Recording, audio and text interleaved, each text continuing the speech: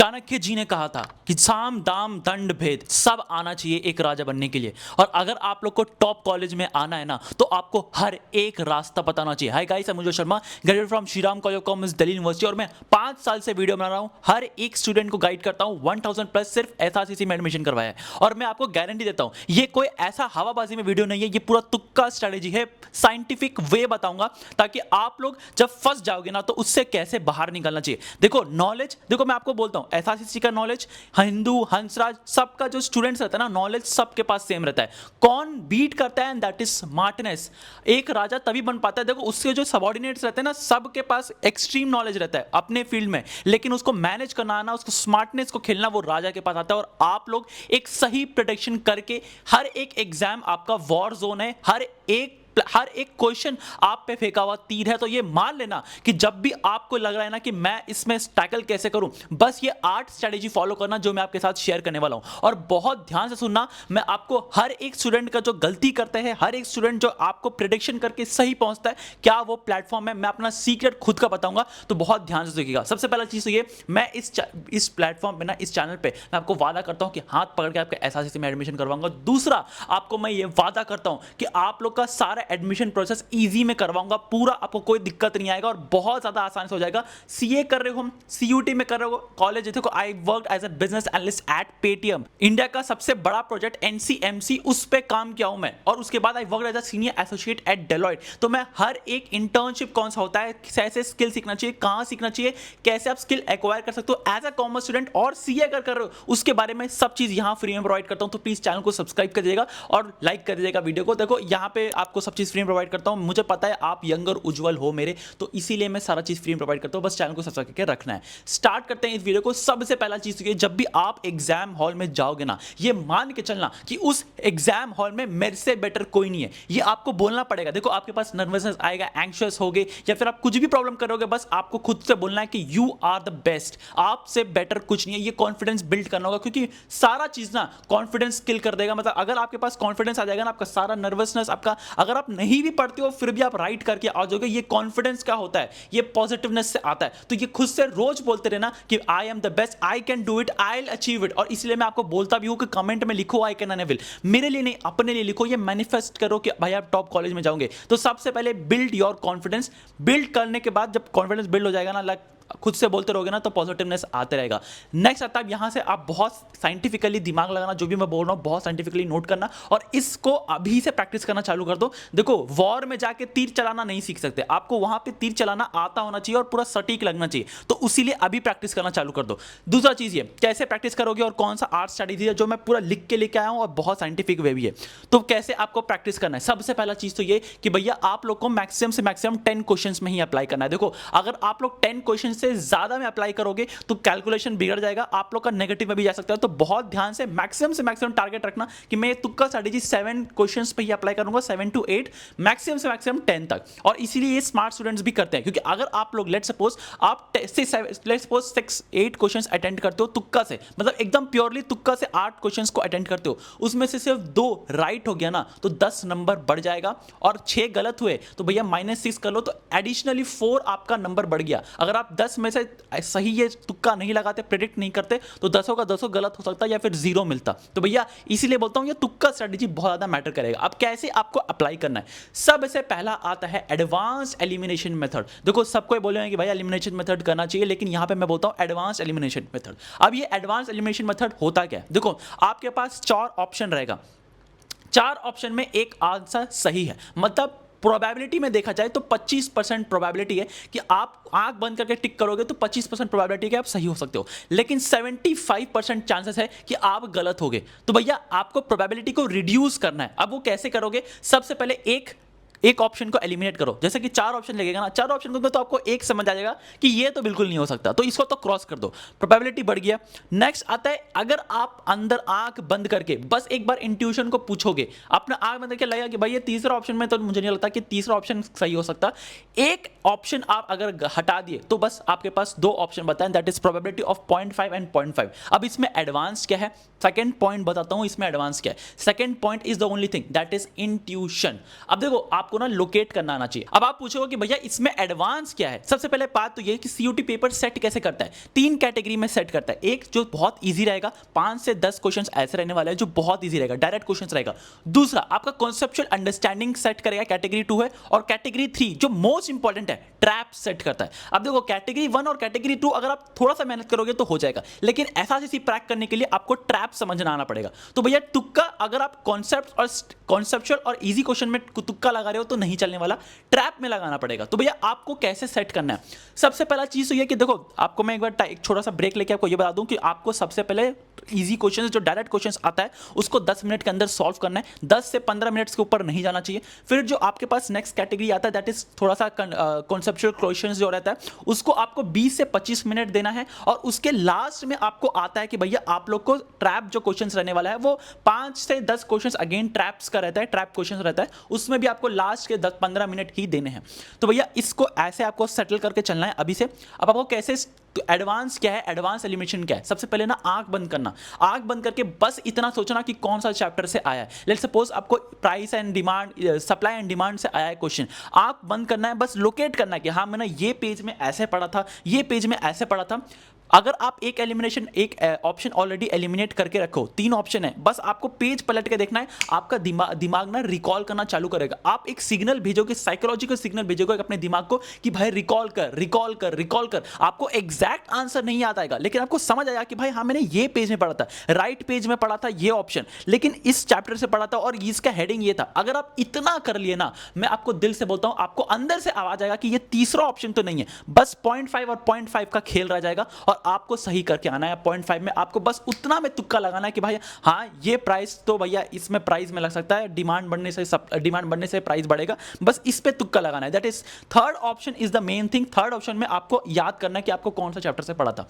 अब नेक्स्ट आता है कि भैया आप लोग अपना पाथ डिसाइड करो। अब देखो कई बार क्या होता है ना कि हम लोग ने अपना चाबी, क्या कहते हैं ना, बाइक का चाबी अपना खोलते हैं कहीं रख देते हैं और उसके बाद मिलता ही नहीं, याद ही नहीं आता कि भाई क्या कहाँ रख दिया मैंने चाबी। तो आप लोग क्या करते थे ना, मैं क्या करता था कि आंख बंद करता था और मैं सोचता था कि भाई मैं जब चाबी खोला, मैं कौन सा रूम में गया, मैं कौन सा इधर किधर किस तरफ गया था, ये रूम में तो नहीं गया था। जब आप लोग ये आंख बंद करके बस सोचते ना कि मैंने कहाँ कहाँ चला था, तो आपको समझ आता था कि ये रूम में तो नहीं गया था मैं, वो रूम में तो नहीं गया था मैं, तो भैया ये 2 रूम तो नहीं होगा।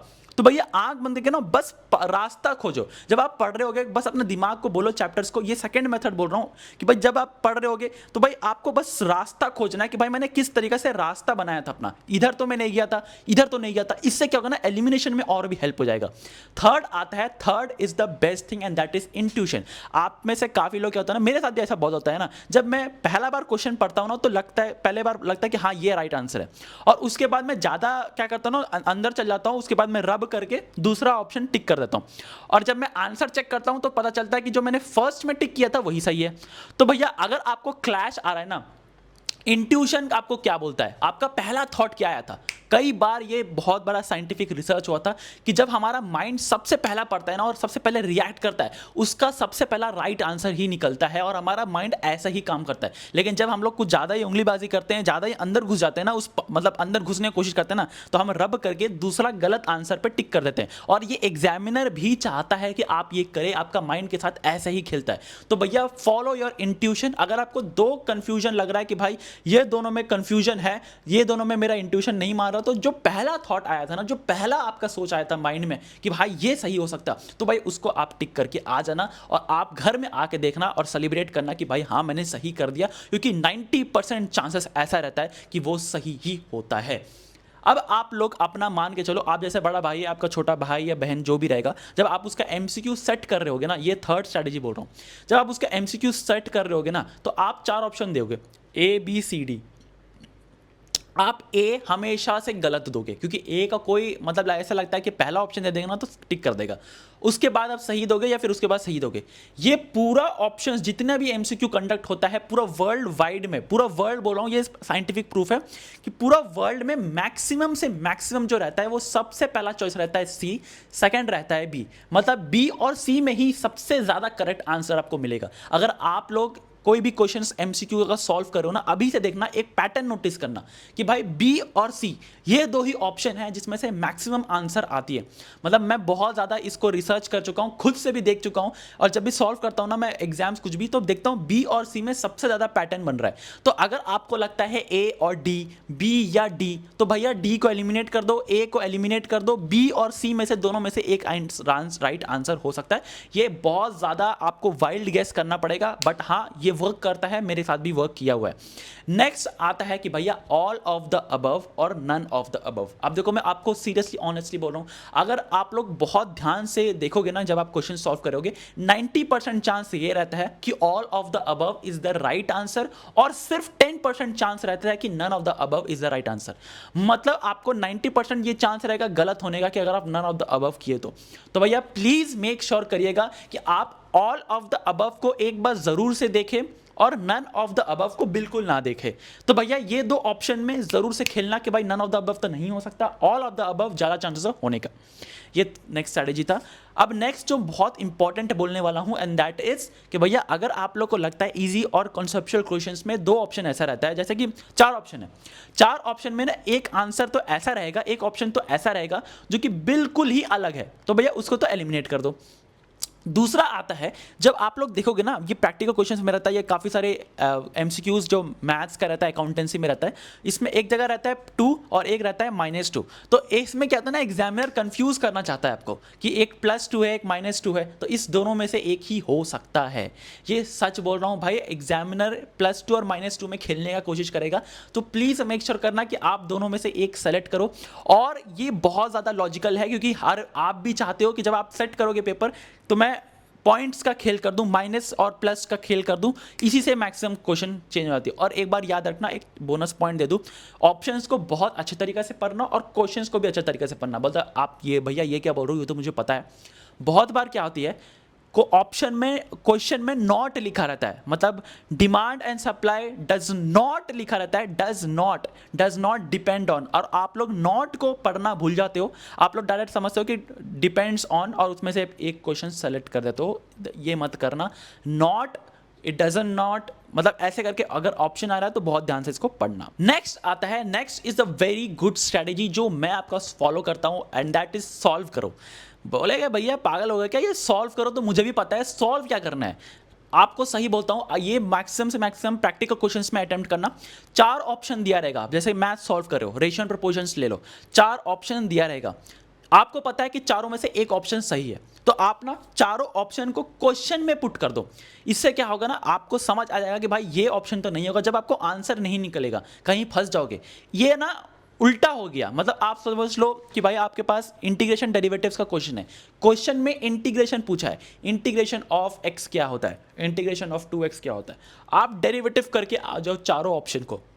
आपको लगा कि भाई x² इसका डेरिवेटिव करूंगा तो 2x हो जाएगा, अगर बाई 2 भी करेंगे तो 2x बचेगा। तो भैया इससे क्या होता है ना कि आप चारों ऑप्शन को डेरिवेटिव कर रहे हो, मतलब आप चारों ऑप्शन में वो लगा रहे हो। इसे ही रेशियो प्रोपोर्शन होता है, उस ऑप्शन को, उस रेशियो प्रोपोर्शन को, उसको पुट कर दो क्वेश्चन में, देखो कि वही सॉल्व हो रहा है कि नहीं, और इससे बहुत जल्दी सॉल्व हो जाएगा, सच बोलता हूँ।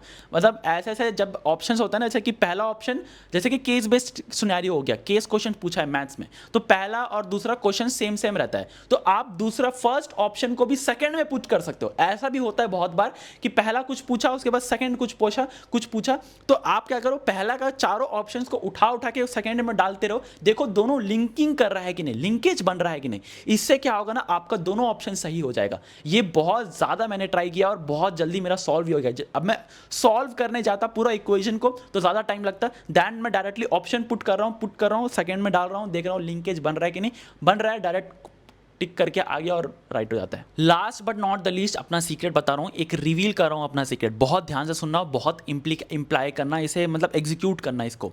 सबसे पहला आता है कि भैया आप लोग ना अपना एनवायरनमेंट को समझो। जब आप सुनील पांडा सर का देख रहे हो वीडियो, रजत अरोरा सर का देख रहे हो, या फिर कोई भी टीचर का ना जब आप लेक्चर देख रहे हो ना, तो आपका ना माइंड में बहुत सारी चीज़ चलती रहती है और एनवायरनमेंट में बहुत सारा म्यूजिक आवाज़ आते रहता है। तो जब आपको आंसर नहीं आता, जब आपको लगता है कि भाई एग्जाम हॉल में बैठा हूँ आंसर नहीं आता ना, बस एक बार बार आंख बंद करके ना उस एनवायरनमेंट को समझना, उस एनवायरनमेंट को कोशिश करना रिकॉल करने का। कई बार क्या होता है ना, बहुत सारे आप लोग देखते होगे जब आपकी मम्मी बोलती हो कि दही खा के जाने के लिए ताकि आपका पेट ठंडा रहे, उससे क्या होता है ना, हमारे सोचने की थोड़ी क्षमता बढ़ जाती है। दूसरा ये होता है कि काफ़ी लोग आप टीचर को बोल देखते होगे, फिर अपने बड़े दीदी से पूछना, चॉकलेट खाती है। चॉकलेट खाने से क्या होता है ना, चॉकलेट जब आप खाते खाते पढ़ते हो तो हमारा माइंड ना रिकॉल करने में इसको बहुत ज़्यादा, देखो बहुत ज़्यादा साइंटिफिक ये इसका रिसर्च हुआ था, और हमारा एनवायरनमेंट को भी कैप्चर करता है हमारा माइंड, सबकॉन्शियसली एनवायरनमेंट को कैप्चर करता है। जब आप कुछ पढ़ाई कर रहे हो, सुनील पांडे सर का पढ़ाई करो, मम्मी वहाँ से कुछ गाना बजा रही है, कुछ बोल रही है, बस आप ना आँख बंद करके उस रिकॉल करना कि उसमें मम्मी क्या बोल रही है। जब आप मम्मी को क्या बोलते हो रिकॉल करते हो ना, सबकॉन्शियसली माइंड पुश करता है हमारा उस सब्जेक्ट मैटर को भी देखने का, जो इसमें हम लोग सबसे ज़्यादा फोकस करते हैं। ये बहुत बड़ा साइंटिफिक एक्सपेरिमेंट हुआ था। इसलिए बोलता हूँ, जब आपको एग्जाम में हॉल में जब आपको नहीं लगता कि भाई मेरा आंसर सही है कि नहीं है, आप उस एनवायरनमेंट को याद करना कि आप में उस एनवायरनमेंट में क्या क्या साउंड आ रहा था। इससे हमारा माइंड बहुत ज़्यादा रिएक्ट करेगा उसको क्वेश्चन को सॉल्व करने के लिए, और अपना इंट्यूशन को उसको साथ साथ लेके चलना। ये मेरे साथ होता है और मैं भी इसे ट्राई किया हूँ, तभी आपके साथ बोल रहा हूँ। तो आज के लिए बस इतना ही। बात आपको ना दिल से बोलना चाहता हूँ, देखो एक CUT एग्ज़ाम बहुत ज़्यादा नियर आ चुका है। अब आपके पास ऑप्शन नहीं है कि भाई आप लोग कुछ भी करें, मतलब आपके पास इतना, अब आपके पास फ्रीडम नहीं है कि भाई आप लोग मतलब क्या बोलते हैं ना, टाइम वेस्ट कर सकते हैं एक सेकंड के लिए। मैं दिल से बोलता हूँ कि आप लोग SRCC क्रैक कर सकते हो। You can do it easily. बस थोड़ा सा मेहनत, इतना सा मेहनत करोगे ना कि आप लोग कर सकते हो। SRCC आपके पास है। एक रील स्क्रॉल करना ज़्यादा इंपॉर्टेंट है दैन आपका नाम के आगे जब आप CA लगाओगे, जब आपके नाम के आगे SRCC लगेगा, इस ब्रांड लगेगा, सोचो। तो please don't give up. You are not an average student, you are not, just do it, do it anyways. तो बस आज के लिए बस इतना ही, मिलते हैं अगले वीडियो में, तब तक के लिए बाय। हाँ, चैनल को सब्सक्राइब कर देना, और अगर आप यहाँ तक देख रहे हो, जो कि बहुत लोग कम देखते हैं, एक हार्ट दे देना, मुझे समझ आ जाएगा कौन लोग देखते हैं, और कमेंट करो I can I will. Channel को सब्सक्राइब कर देना, लाइक कर देना, और अपने दोस्त के साथ शेयर कर देना, ठीक है।